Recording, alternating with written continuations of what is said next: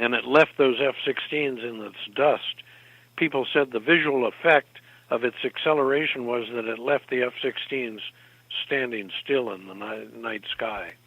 Oh, yeah. And it reminds me of another intercept that took place over Phoenix during the so-called Phoenix Lights event.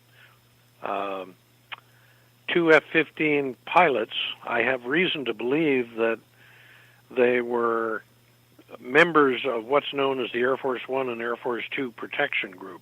Very select, very skilled, reliable pilots who chaperone Air Force One or Air Force Two whenever the president or vice president or dignitaries are being flown.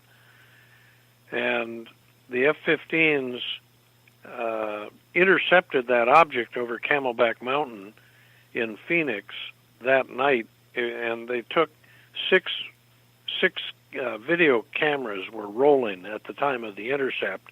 When they landed back at Luke Air Force Base a few minutes later, they had to be, at least the lead pilot, possibly the other, had to be lifted out of his cockpit physically by his ground crew because he was, for some reason not known to me, incapacitated by that incident that he had just engaged in.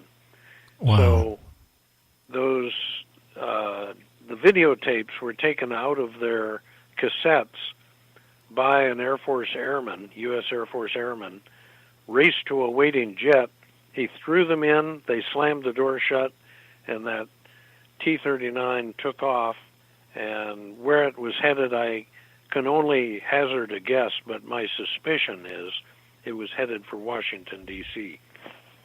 Well, they talk about Project Blue, what was it called? Blue Book. Blue Book, yeah, was canceled. But I wonder, if it actually really was canceled. If they just changed the name of it and said, okay, that one's canceled, and they went a more sophisticated one. Well, the government has known about UFOs, I suspect, at least going back to the 40s and maybe even long before that. And I suspect they've been collecting data for almost 100 years, but certainly 70 years anyway. One of the ground facilities that the U.S. Navy used to run was called the Naval Space Surveillance System. It was a series of transmitters and receivers, radio transmitters and receivers, that stretched from San Diego through Lake Kickapoo, Texas, all the way to Fort Stewart, Georgia. And that was the facility that protected the United States, the southern tier. We've all heard of the DEW line, the Distant Early Warning System line, which protected us from objects coming from the north. But the Navy had the responsibility to protect us from things coming from the south. And it was a passive radar system that allowed them, this is what allowed them to track space debris.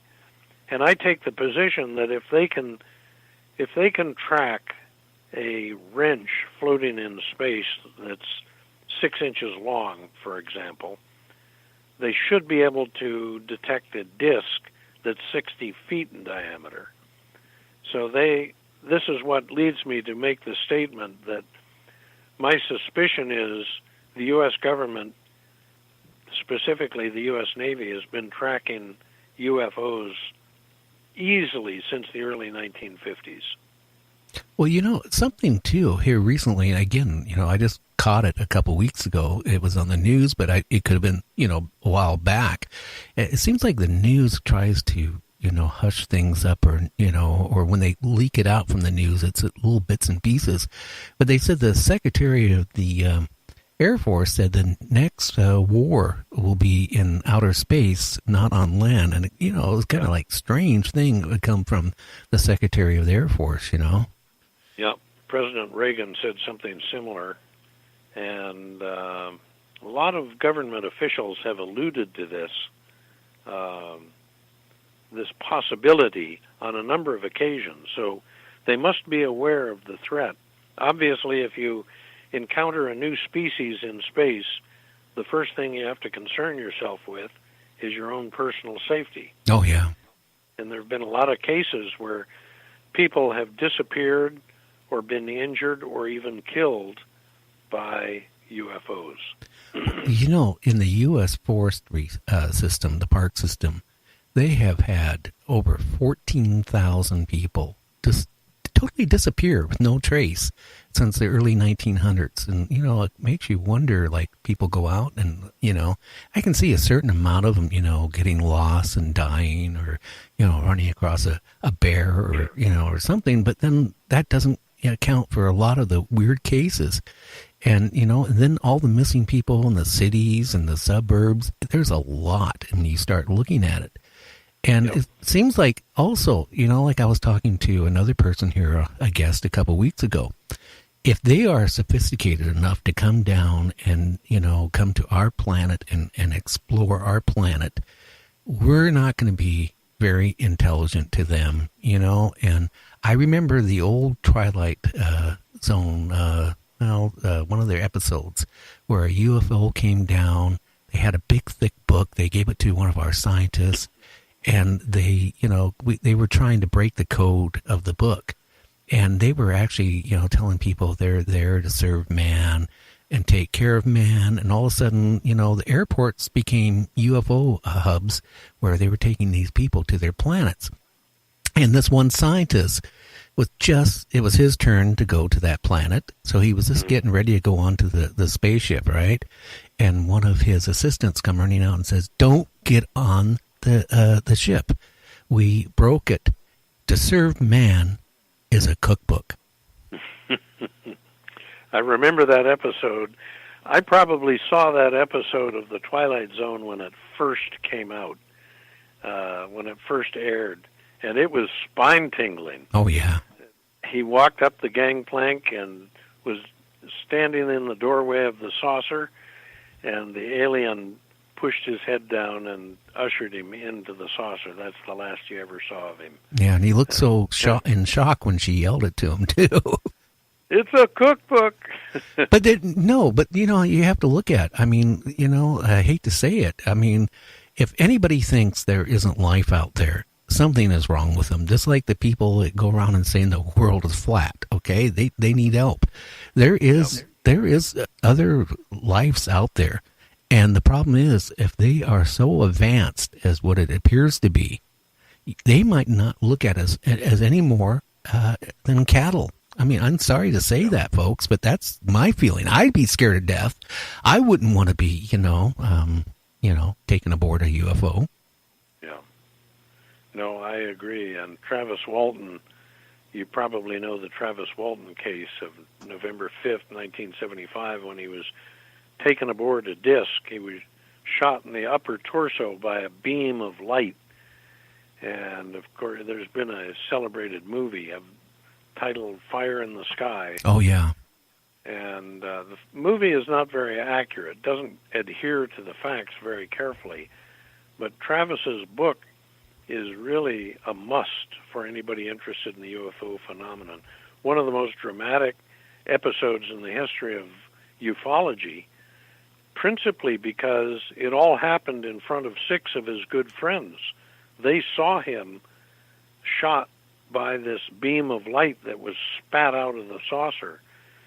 And he was gone for 5 days. Fortunately, he survived. He was put back very close to where he had been abducted. Oh, he was lucky. He was very lucky. Oh, yeah. It leads me to the Todd Seas case, a bit of material I sent to you in preparation for this program. It was Sunday, August 4th, 2002, a gentleman in south central Pennsylvania, Northumberland County, Pennsylvania, left his home at 5 o'clock in the morning, went up to his family property on Mount Montour. I believe that's the highest mountain in Pennsylvania, if I'm not mistaken. And he went up there to scout out populations of deer in preparation for the Pennsylvania deer season. Well, that was the last anybody ever saw of him alive. A group of fishermen who were floating down the Susquehanna River that flows around the base of Mount Montour. One of them submitted a report alleging that they had seen a man's body being floated up what appeared to them to be a shaft of light into a saucer. He was taken into the bottom of the saucer. Well, that was the beginning of a tremendous search. They had 200 or 250 members of a search party by later that day looking for him, and all they found was his outer garments, his all-terrain vehicle up on the mountain, and they didn't find him. They found his remains the next day, and reportedly they were so grossly mutilated that not even his son, who was the first one to discover the body, could positively identify the remains as being those of his late father. Oh, wow. Very dramatic case, very sobering case. If this type of thing is taking place, the American people have to know it. Well, by my measure. They should, and that's what the scary part. Going back to the National Forest System, there's been cases like a 5-year-old boy, for example. His parents were right there at the tent, not more than maybe 30, 40 feet away from him. They kind of got lost, their attention of their little kid. But all of a sudden, the father turns around, his little kid is gone. They did a massive search for a couple of days. They found the remains of that 5-year-old up on the side of a mountain, like 15 miles away. They were major rivers and streams and creeks. He would have had to, go there, and cross all that, which would be totally impossible. But when they found the remains, again, all his clothes were missing, but, there the body was. And, it's a lot of scary things going on there. And it seems just like the news media and, is just not. I mean, when you call up and say, hey, I seen a UFO or something, they kind of like, they don't want to talk about it. Yeah. Yeah, the work, David Paulides, I think you're probably alluding to the very nice work that he has done. Yes. In many of those cases. And they're worrisome. If people can be taken with such alacrity and such secretiveness, with no traces left, then it's way, way too early to be turning our firearms in my opinion.